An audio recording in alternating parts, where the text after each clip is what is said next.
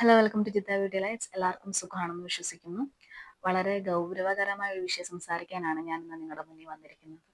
പ്രിയപ്പെട്ട നവാസ് എന്ന കലാകാരന്റെ മരണം നമ്മളെ എല്ലാവരും ഒരുപോലെ ഞെട്ടിച്ചിരിക്കുകയാണ്. അദ്ദേഹത്തിന് പ്രണാമം. ഹൃദയാഘാതമായിരുന്നു അദ്ദേഹത്തിന്റെ മരണകാരണം, നമ്മൾക്ക് എല്ലാവർക്കും അറിയാം.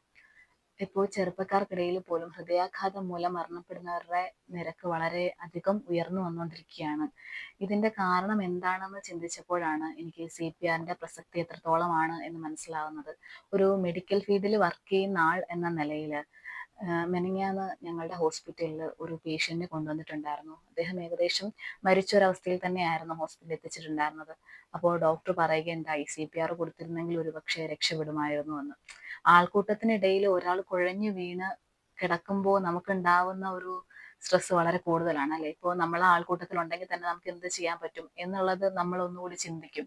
അല്ലെങ്കിൽ ആ സമയത്ത് നമ്മളും പാനിക് ആവുകയാണ് ചെയ്യുക. അല്ലാതെ CPR കൊടുക്കാമെന്നൊരു മനോധൈര്യത്തോടു കൂടി കടന്നു വരുന്ന ആളുകളൊക്കെ വളരെ കുറവാണ്. പാഠ്യപദ്ധതികളിലൊക്കെ ഉൾപ്പെടുത്തിയിട്ടുള്ള CPR സത്യത്തിൽ പേജുകളിൽ മാത്രം ഒതുങ്ങി പോവാണ് എന്ന് എനിക്ക് തോന്നിയിട്ടുണ്ട്. ചെറിയ കുട്ടികളെ വരെ അത് പരിശീലിപ്പിക്കേണ്ടത് അത്യാവശ്യമാണ് എന്നുള്ളത് കൊണ്ടായിരിക്കുമല്ലോ നമ്മളത് പഠിക്കുന്ന സബ്ജക്റ്റുകളുടെ ഒപ്പം ചേർക്കുന്നുണ്ടാവുക. പക്ഷേ ആളുകൾ അതിനെ വലിയ ഇമ്പോർട്ടൻ്റ് ആയിട്ടുള്ള ഒരു മാറ്റർ ആയിട്ട് കാണുന്നുണ്ടോ എന്നുള്ളത് സംശയമാണ്. നമുക്ക് പ്രിയപ്പെട്ട മനുഷ്യർ നമ്മുടെ മുന്നിൽ വീണു പോകുന്ന സമയത്ത് നിസ്സഹായരായി നിൽക്കാൻ മാത്രമേ നമുക്കിപ്പോൾ കഴിയുന്നുള്ളൂ.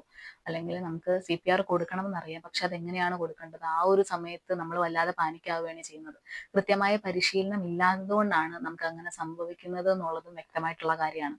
അപ്പോൾ നമ്മൾ മനസ്സിനെ പാകപ്പെടുത്തേണ്ടത് അത്യാവശ്യമാണ്. CPR എങ്ങനെയാണ് കൊടുക്കേണ്ടത് എന്ന് പരിശീലിക്കേണ്ടത് അത്യാവശ്യമാണ്. ഒരുപാട് കോളേജുകളിലും സ്കൂളുകളിലും ഹോസ്പിറ്റലുകളിലും ഒക്കെ അതിനുള്ള പരിശീലനം പ്രത്യേകം നൽകുന്നതുമായി ഇപ്പോൾ കണ്ടുവരുന്നുണ്ട്. പക്ഷെ എങ്കിൽ കൂടിയും പരിശീലിപ്പിക്കുന്നതല്ലാതെ ആളുകളിൽ എത്ര പേർക്ക് അതിനുള്ള മനോധൈര്യം ഉണ്ട് എന്നുള്ളത് ഇന്നും ചോദ്യചിഹ്നമായി തുടരുകയാണ്. അതിനുവേണ്ടി ഇപ്പോൾ ഹോട്ടൽ ജീവനക്കാരായാലും അതുപോലെ തന്നെ സാധാരണ ജനങ്ങൾക്കിടയിലും അങ്ങനെ ഒരു പരിശീലനം, CPR എങ്ങനെയാണ് കൃത്യമായി കൊടുക്കേണ്ടത്, അതിന്റെ ശാസ്ത്രീയ വശങ്ങൾ എന്തൊക്കെയാണ് എന്നൊക്കെ കൃത്യമായ രീതിയിൽ ഒരു ട്രെയിനിങ് എല്ലാവർക്കും കിട്ടുകയാണെന്നുണ്ടെങ്കിൽ 50% മരണനിരക്ക് നമുക്ക് കുറയ്ക്കാൻ സാധിക്കും എന്നുള്ളതാണ്. പാഠ്യപദ്ധതിയിൽ ഉൾപ്പെടുത്തിയിട്ടുള്ള ഈ ഒരു കാര്യം കൃത്യമായി അവബോധം ഉണ്ടാക്കി കുട്ടികളിലേക്ക് എത്തിക്കാൻ നമുക്ക് സാധിക്കുകയാണെന്നുണ്ടെങ്കിൽ സമൂഹത്തിന് നന്മ ഉണ്ടാകുന്ന രീതിയിൽ പ്രവർത്തിക്കാൻ അവർ കർമ്മനിരതരാകും എന്നുള്ളത് ഏറ്റവും വലിയ കാര്യമാണ്. എന്നെ ഈ സമൂഹത്തിന് ആവശ്യമുണ്ട്, ഞാൻ കാരണം ഒരു ജീവൻ രക്ഷപ്പെടുകയാണെങ്കിൽ അത് ഏറ്റവും വലിയ കാര്യമാണ് എന്ന തിരിച്ചറിവ് നമുക്ക് കുട്ടികൾക്ക് ഉണ്ടാക്കാൻ സാധിക്കുന്നതാണ്. ആൾക്കൂട്ടത്തിനിടയിൽ നിൽക്കുമ്പോൾ ഒരാൾ കുഴഞ്ഞു വീഴുകയാണെങ്കിൽ അയാളോട് എങ്ങനെയാണ് പെരുമാറേണ്ടത്, അപ്പോൾ നമുക്ക് എമർജൻസി ആയിട്ട് ചെയ്യാൻ കഴിയുന്ന കാര്യങ്ങൾ എന്തൊക്കെയാണ് എന്നുള്ള അവബോധം സാധാരണ ജനങ്ങളിലേക്കും എത്തിക്കേണ്ടതാണ്. ഹോട്ടൽ ജീവനക്കാരൊക്കെ ഉണ്ടെന്നുണ്ടെങ്കിൽ അവർക്കൊക്കെ ഇതിനുള്ള ട്രെയിനിങ് അല്ലെങ്കിൽ അങ്ങനെയുള്ള പരിശീലനങ്ങൾ നിർബന്ധമായും കൊടുത്തിരിക്കണം എന്നാണ് എനിക്ക് തോന്നുന്നത്. ഒരുപാട് മരണങ്ങൾ ഇപ്പോൾ ഹോട്ടൽ മുറികളിലും പൊതുസ്ഥലങ്ങളിലും ഒക്കെ നടക്കുന്നുണ്ട്. നമ്മുടെ ഒരു ഇടപെടൽ കൊണ്ട് നമുക്കൊരു ജീവൻ, നമ്മുടെ 2 ശ്വാസം കൊണ്ട് നമുക്കൊരു ജീവനെ പിടിച്ചു നിർത്താൻ കഴിയുമെങ്കിൽ അത് ഏറ്റവും വലിയൊരു കാര്യമായിട്ടാണ് എനിക്ക് തോന്നുന്നത്.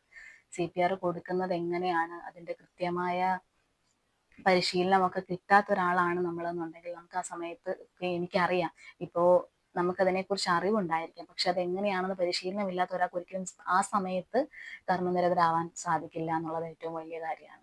നമ്മളിപ്പോൾ മുന്നിലേക്ക് വരണം, നമ്മൾ ആ വലിയ ആൾക്കൂട്ടത്തിനിടയിൽ നിന്ന് ആളുകളെ വകഞ്ഞു മാറ്റി അവർക്കൊരു കൃത്യമായ സ്പേസ് കൊടുത്തതിന് ശേഷം CPR ആരംഭിക്കാൻ വേണ്ടിയിട്ടുള്ള ഒരു ധൈര്യം നമുക്ക് ഉണ്ടാവണമെങ്കിൽ നമുക്ക് കൃത്യമായ പരിശീലനം ഉണ്ടാവുക തന്നെ വേണം.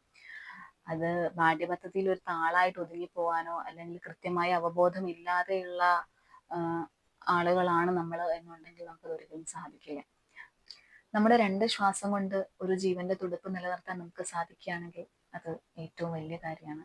നിങ്ങളിൽ ഓരോരുത്തർക്കും അതിന് സാധിക്കട്ടെ എന്ന് ഞാൻ പ്രാർത്ഥിക്കുന്നു. Thank you.